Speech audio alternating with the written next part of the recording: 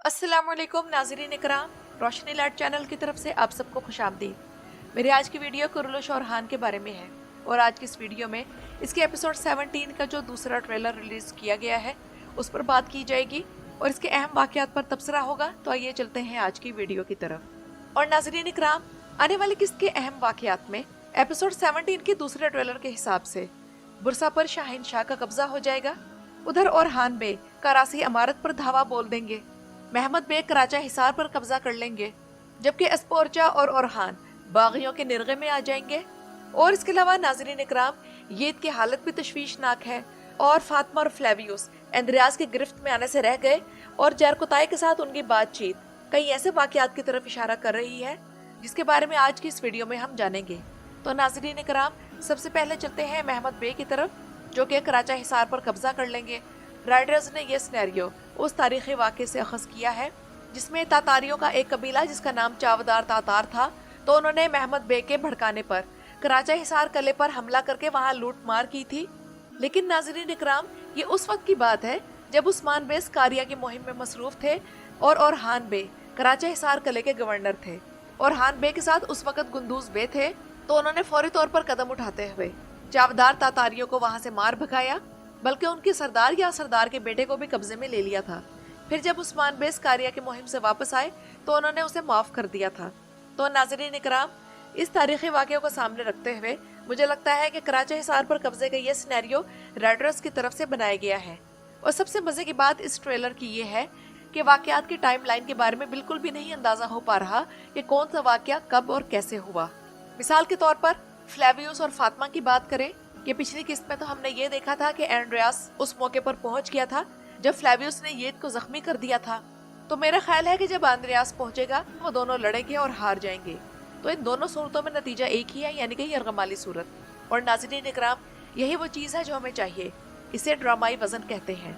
लेकिन जरकोताई की एंट्री एक और गलत फहमी पैदा कर रही है कि फिर एंड्रियास कहाँ गया, क्योंकि जरकोताई को तो हम पहले ट्रेलर में देख चुके हैं कि वो मलहुन और बोरान के साथ महल में जब शाहीन शाह बे ने हमला किया था तो वहीं मौजूद था।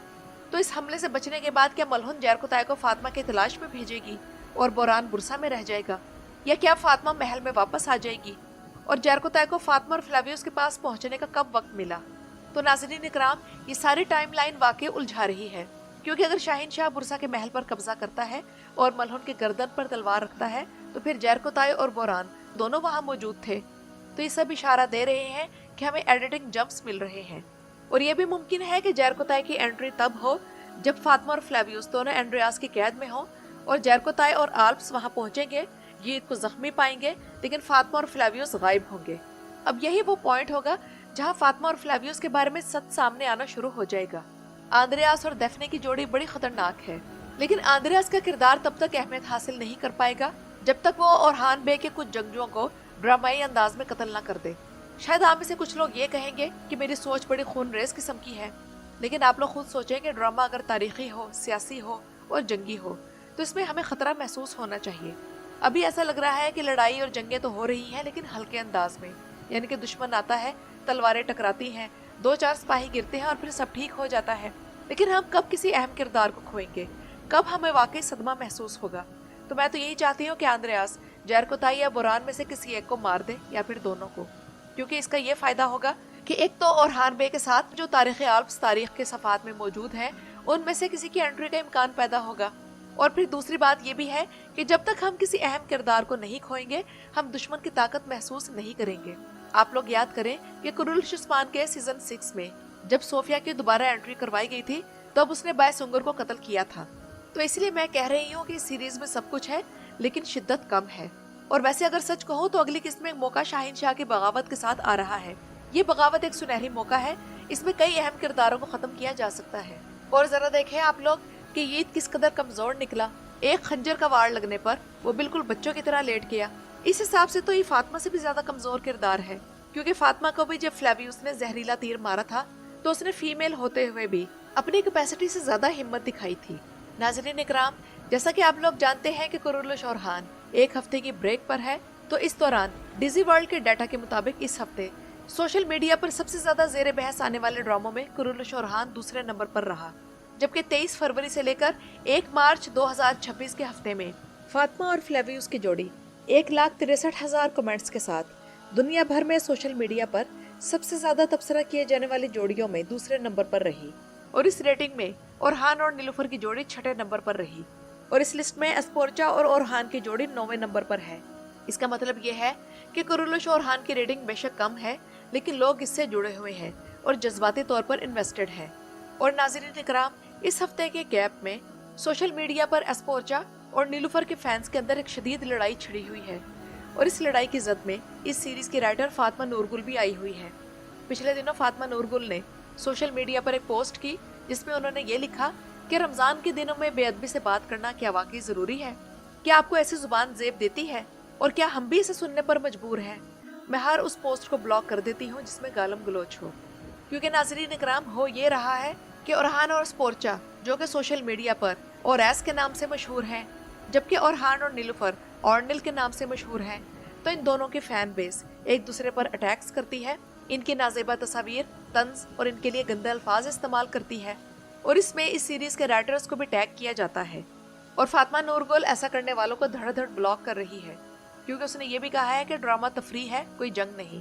क्योंकि नाज़रीन इकराम, हो ये रहा है कि मोहसिन के फैंस एलेना बोस के एस्पोर्चा के करैक्टर पर अटैक कर रहे हैं, जबकि एलेना बोस के फैंस मोहसिन मुराबत के नीलूफर के करैक्टर पर अटैक कर रहे हैं और इन दोनों फैन बेस की लड़ाइयों के दरमियान राइटर्स बेचारे पिस रहे हैं, जबकि उधर फातिमा और फ्लेवियस के फैंस किसी और ही पैरेलल वर्ल्ड में रह रहे हैं और राइटर्स को टैग कर करके अजीब अजीब किस्म की डिमांड्स कर रहे हैं। और अफसोस की बात तो ये है कि इस किस्म की फरमाइशें फीमेल सोशल मीडिया यूजर्स की तरफ से ज्यादा सामने आ रही हैं। मिसाल के तौर पर मैंने एक पोस्ट पढ़ी जिसमें इस ड्रामे की फीमेल फैंस लिखती है कि हमने फ्लेवियस का खौफ बहुत देखा, उसकी कुर्बानियां बहुत देख ली, अब मैं चाहती हूँ कि दोनों को अगवा किया जाए, एक ही कैद खाने में डाला जाए जहाँ वो सुकून से बैठकर बात करें, बगैर सियासत के, बगैर रियासत के, सिर्फ दिल से। और क्या आने वाली किसके ट्रेलर के सीन में आप लोगों ने देखा कि जब फातिमा ईद के बारे में पूछ रही होती है तो वो बहुत कंसर्न होती है और फ्लेवियस उसे जिन नजरों से देखता है उनमें हसद साफ छुपा हुआ है। लेकिन मेरा ख्याल यहाँ ये है कि फातिमा ईद के बारे में इसलिए फिक्रमंद है कि अगर उसे कुछ हो गया तो इल्जाम फ्लेवियस पर आएगा और फिर वो अपने भाइयों के नजर में मुजरिम समझा जाएगा। और ईद का किरदार इतने अजीब तजाद का शिकार है कि बस कभी वो इतना मासूम लगता है कि दिल पिघल जाता है और कभी इतना जिद्दी और खुदगर्ज के गुस्सा आता है। और मेरा ख्याल है कि राइटर यहाँ उलझ गई है, क्योंकि ईद एक तरफ ओरहान का वफादार है, दूसरी तरफ अपने बाप का भी मददगार है और तीसरी तरफ वो फातिमा को भी हर सूरत हासिल करना चाहता है, चाहे उसे किसी भी किस्म की जबरदस्ती क्यों ना करनी पड़े। तो अब समझ से बाहर है कि वो चाहता क्या है, रियासत की भलाई, अपने बाप के साथ लगकर इक़्तिदार, या सिर्फ उसकी जिद है जो उसे ऐसे कामों पर उकसा रही है। इसके अलावा नाज़रीन इकराम, एक और तजाद फ्लेवियस के ट्रैक में भी है। आप लोग खुद देखें कि एस्पोर्चा ने फ्लेवियस को शाहिनशाह की गद्दारी के बारे में बताया, लेकिन फ्लेवियस ने कोई फौरी रद्द-ए-अमल नहीं दिया। हालांकि उसे फातिमा को फौरन बता देना चाहिए था कि ओरहान बे को कहे कि फौरन हरकत में आ जाए, या कम से कम वो ओरहान को खबरदार कर देता। अगर उसके पास कोई सबूत नहीं था कि वो ओरहान को खबरदार नहीं कर सकता था, तो कम से कम वो फातिमा को खबरदार कर देता कि वो अपने भाई के दुश्मन खानदान में शादी ना करे, क्योंकि मेरा ख्याल है कि फातिमा को उस पर इतना ट्रस्ट तो है कि वो उसकी इस बात को कबूल कर लेती। लेकिन वो खामोश रहा और यही खामोशी अब स्क्रिप्ट की कमजोरी बन गई है। देखते हैं कि राइटर्स इस कमजोरी से कैसे निपटेंगे। और नाज़रीन इकराम, इस ड्रामे में बाकी सब कुछ बदल जाता है, सियासत बदलती है, रिश्ते बदलते हैं, दुश्मन बदलते हैं, यहाँ तक कि नजरियात भी बदल जाते हैं, लेकिन शामिल आल नहीं बदलता। मैं हमेशा यही कोशिश करती हूँ कि हर किरदार को उसके हालात के मुताबिक समझो, लेकिन ये वो किरदार है जो मुझे कभी कभी बहुत ज़्यादा मज़ाहिया लगता है और उसकी एकदम से एंट्री वाकई बहुत अजीब लगती है। वो अचानक से किसी सीन में आता है बगैर किसी के बुलाए, ना कोई तारुफ ना कोई आवाज़, बस वो एकदम से आके किसी जंग में शामिल हो जाता है, फिर इसी तरह बगैर किसी को सलाम किए, बगैर किसी को देखे और बगैर किसी को बताए इस सीरीज से चला भी जाता है।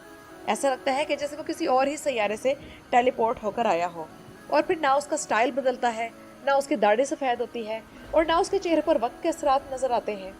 तो नाज़रीन इकराम, ये तो थी मेरी आज की वीडियो। अपनी राय का इजहार कमेंट्स में ज़रूर कीजिएगा। मेरी वीडियो देखने का शुक्रिया।